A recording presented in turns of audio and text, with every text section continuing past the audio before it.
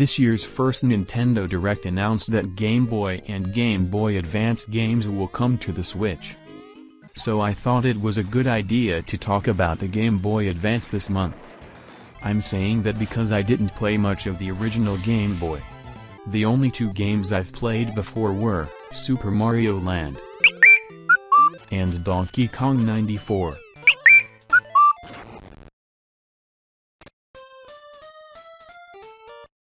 Game Boy Advance, on the other hand, was the first portable console I invested my time the most during my childhood.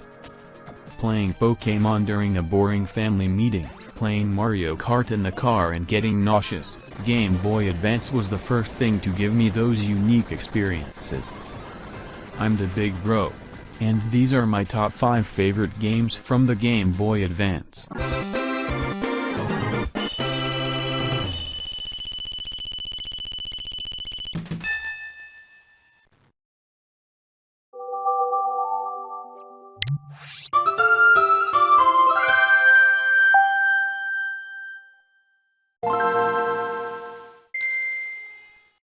Play both Game Boy and Game Boy Advance titles with the Nintendo Switch Online Plus Expansion Pack membership. Like that's ever gonna happen. What a load. Shrek 2. The Shrek 2 movie was a huge success.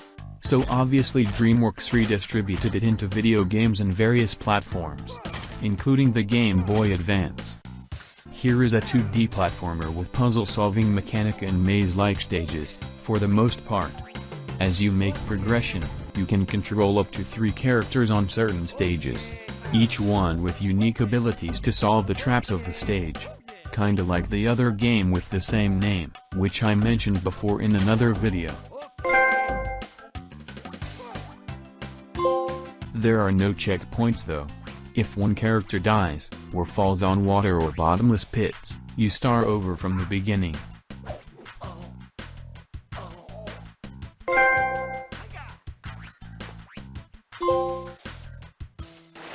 It's all trial and error. But once you get the hang of it, it's not that difficult. Think of it like a short Metroidvania game, or as Donkey Kong Country with Shrek characters.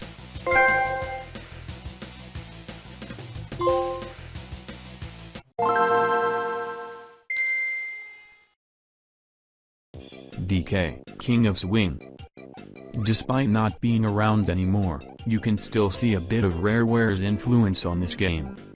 This is an acrobatic platformer, which mostly consists in making DK climb and swing towards the goal of each stage.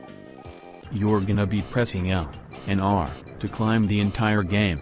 A and B are for healing and invincibility in exchange for bananas. The beginning is relaxing and entertaining.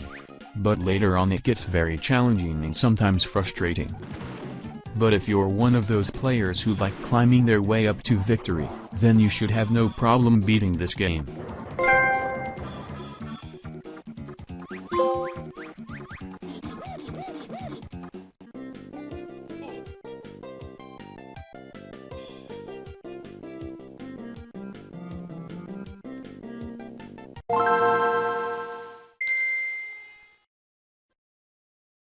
Rhythm Tengoku.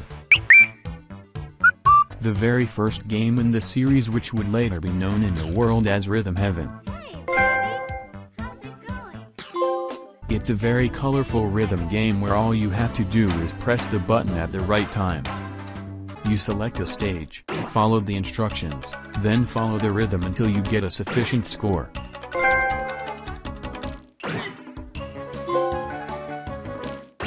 But it's not until after completing a certain stage that the game decides to stop giving you indications, leaving you unprepared for the most difficult stages.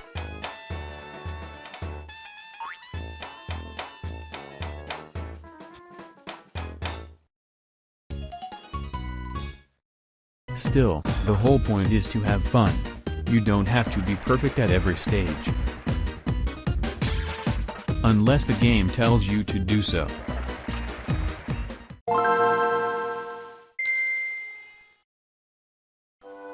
Pokémon Mystery Dungeon. Red Rescue Team. This is a spin-off of the Pokémon world everyone is familiar with. A Pokémon world without humans, except for the main protagonist. The game will interview the player about his or her personality. The result will determine which Pokémon will represent the player. After that they can choose who will be their starting partner, and form a rescue team to save other Pokémon from natural disasters. You can explore maze-like dungeons that change every time you enter a new floor. Just like Dark Cloud, which I mentioned before in another video. And also do other stuff like recruiting Pokémon for your team, buying and storing your items and money, and more. Not to mention the deep lore in the story. I won't spoil it to you, you go see for yourself.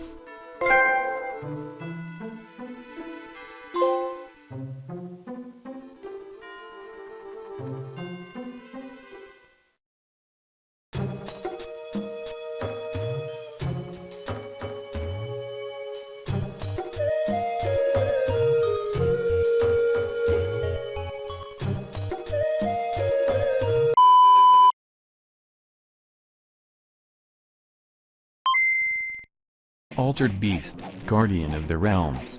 If you manage to beat the game on your first try, then you are the real beast. Banjo-Kazooie, Grunty's Revenge. The closest thing we'll ever get to Banjo 3. Banjo Pilot. Sorta like Diddy Kong Racing, but you fly the plane the whole game. Castlevania, Circle of the Moon. The very first Metroidvania game I played and beat in my life. Donkey Kong Country GBA. A good remake with a few add-ons, but with a bit low resolution. The same goes for the other two. Drill Dozer. The cute friendly version of Gurren Lagann. Kuru Kuru Gurren. Wait. Kuru Kuru Kururin. Much better. Simple, short, cute, but extremely brutal puzzle game. Mario Kart Super Circuit. This game is cool. It looks like a remake of Super Mario Kart. Mega Man Zero. Zero is very underrated, both the game series, and the character. Pokémon Fire Red version. I grew up with the Pokémon anime, but not with the original game. Good thing they made a remake of it. Pokémon Sapphire version. The first official Pokémon game I've ever finished. WarioWare Inc. Ecstasy, the video game. Zatch Bell, Electric Arena. A fighting game based on the anime. It's like Digimon but with kids with magical superpowers.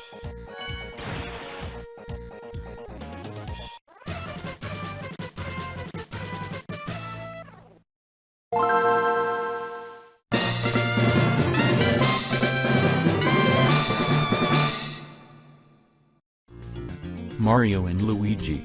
Superstar Saga. For me, this Mario RPG felt more Mario-like than the first one in Super Nintendo. You can move freely as Mario and Luigi, and use their abilities to solve dungeon puzzles and defeat enemies of the Bean Kingdom. The battle system is probably the best thing I've ever seen in any other RPG. You can control Mario and Luigi during the enemy's turn, so they can dodge them with a jump, or counter an attack with the hammer. And their special attack when they combine their power? Wow! Just beautiful. I really love how Mario and Luigi look so full of life in sprite animation. Speaking of sprites, this game is special for me because it reminds me of the old Flash games and animations.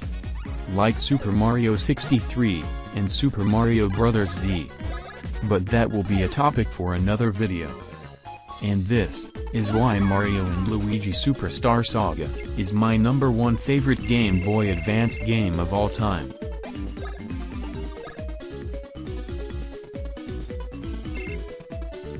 Battle music, in a normal RPG game. Battle music, in Superstar Saga.